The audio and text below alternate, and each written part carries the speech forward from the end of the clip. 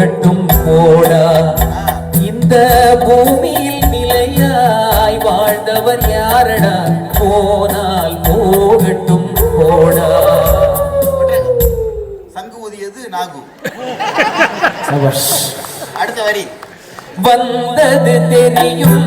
அடுத்தது இரவல் தந்தவன் கேட்கின்றான். இரவல் தந்தவன் கேட்கின்றார்னா இந்த உடம்பு வந்து ஓசி உடம்பு. நாம என்ன நினைக்கிறோம், இட் பிலாங்ஸ் டு அஸ் இல்லையா? இல்ல இல்ல இல்ல, 75 வயசுல தெரிஞ்சு பேரும் ஓனர் வேலை ஆளுன்னு. ஏன்னா நீங்க சொன்னது எதுவுமே அந்த உடம்பு கேட்காது. இரவல் தந்தான், ஓசியில கொடுத்தான், இத்தனை வருஷம் கொடுக்குறேன், லீஸ் இல்ல, டெனன்சி அக்ரிமெண்ட்ல ஒண்ணுமே இல்ல, அது எந்த அக்ரிமெண்ட் இல்லாம ஃப்ரீயா கொடுக்குறான்.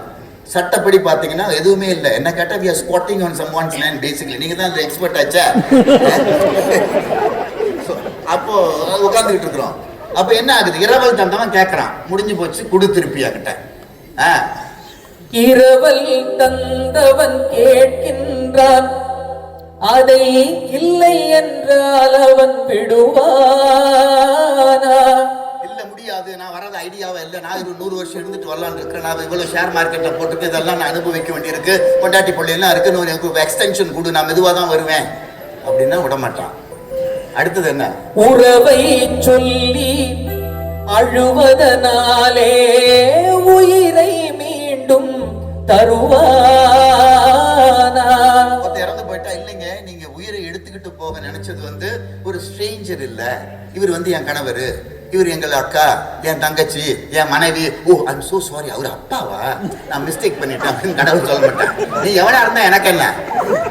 உறவை சொல்லி அழுவதனால், உறவை சொல்லி அழுவதனாலே உயிரை மீண்டும் தருவானா? சரி நீ கத்தி அழுவுற, ஓன்னு கத்துற, கூக்குரல் இட்டு கத்துற, கூக்குரலாலே கிடைக்காது, கத்துனா திருப்பி கொடுக்க மாட்டானா?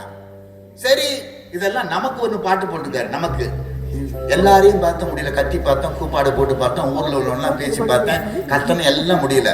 ஒரு கேஸ போட்டு கடவுள் மேல, அவரு தான் வந்து டிஃபெண்டன்ட், நாம பிளேன்டிஃப் போட்டு, இந்த மாதிரி இத்தனை வருஷம் என் கூட இருந்த என்னுடைய கணவனோ மனைவியோ இந்த உறவெல்லாம் இருந்தவர் வந்து சொல்லாம கொல்லாம நோட்டீஸ் கொடுக்காம கடவுள் வந்து ஆளை கலாப்பிட்டான், அவனை எனக்கு திருப்பி கொடு, அதுக்கு இவ்வளவு காம்பன்சேஷன், ஜெனரல் டேமேஜஸ், ஸ்பெசிபிக் டேமேஜஸ்னு போட்டு அடிச்சு ஒரு பெட்டிஷனை போட்டு கோர்ட்ல தாக்கல் பண்ணா, இது கோர்ட்டுக்கு போனால் ஜெயிக்காது,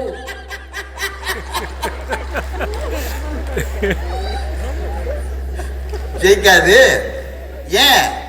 அந்த கோட்டையில் நுழைந்தால் திரும்பாது, அதனால போனால் போகட்டும் போடா.